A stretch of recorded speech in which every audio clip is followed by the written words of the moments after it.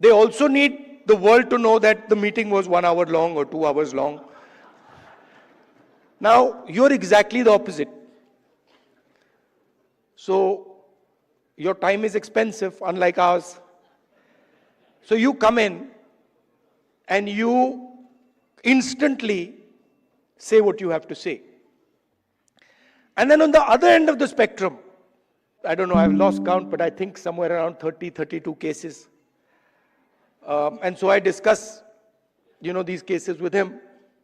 And it's very refreshing because it's literally, Dr. Singhvi, what do you think? And in 30 seconds, he's told me everything I need to understand has been delivered to me in 30 seconds.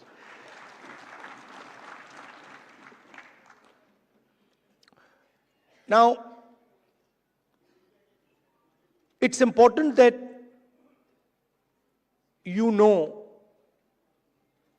who you are. Know who you are. First of all,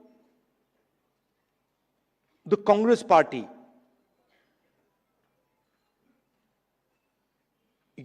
you're the people who started the Congress party.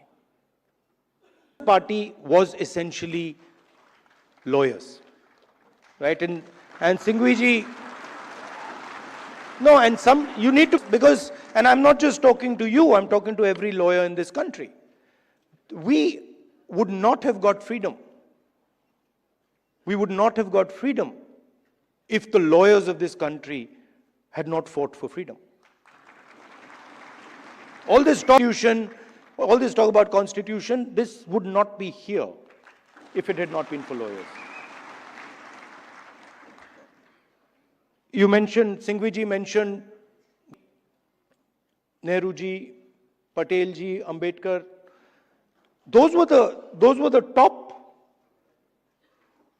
5 or 6 people. But if you actually look at the Congress party in those days, there were other people, thousands and thousands of other lawyers who were operating at a lower level. So the freedom movement was actually fought in large measure legally. Right? So you are the people who are the backbone of the Congress party. And you are also the people who envisioned this constitution. If you had asked people who did not understand the law to frame this, so it was lawyers, it was the legal mind, it was the legal fraternity that built this entire architecture. And why am I telling you this?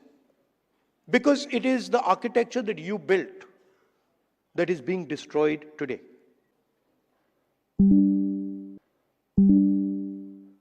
I always had a suspicion that there was something wrong.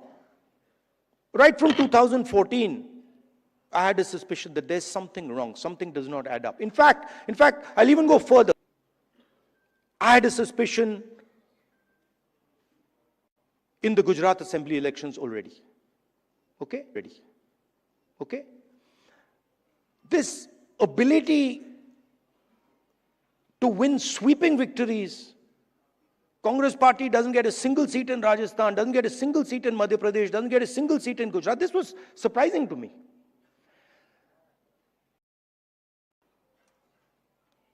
And it went on for some time. There was a conversation. But I could never speak because there was no proof. So whenever we spoke, people said, well, where's the proof? And then something happened in Maharashtra, where in the Vidhan Sabha we won the election, hands down. In the Lok Sabha we won the election, hands down. And then 4 months later, we didn't just lose, we were obliterated. 3 formidable parties suddenly just evaporated. And that's when I thought that this just cannot be. And so we started to look seriously for electoral malpractice. We found it in Maharashtra. Clearly, 4 new voters show up between Lok Sabha and Vidhan Sabha. Bulk of those votes go to the BJP. Still, we didn't have clear proof. So when I would even mention it to our allies, that look, there is clear cheating that has happened, my allies would say to me, yes,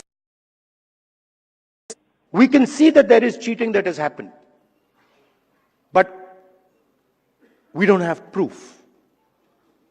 And now I say with absolutely no doubt that we have proof.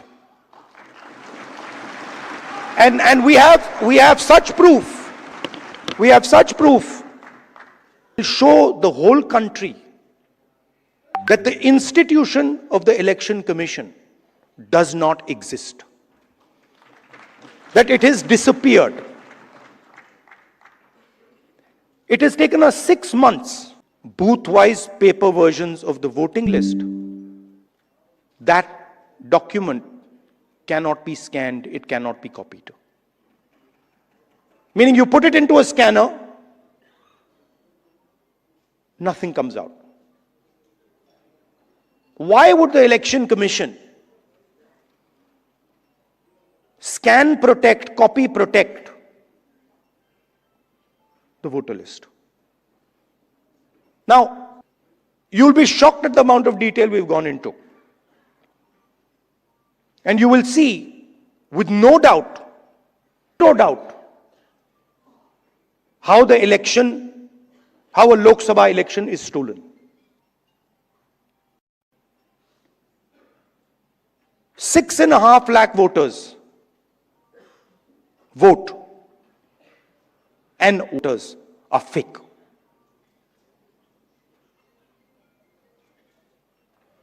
6.5 lakh voters vote, 1.5 lakh voters are fake. It's on paper. Documentation that we got from the Election Commission. Voter list that we got from the electrical paper, where we went comparing photograph by photograph by photograph, name by name by name.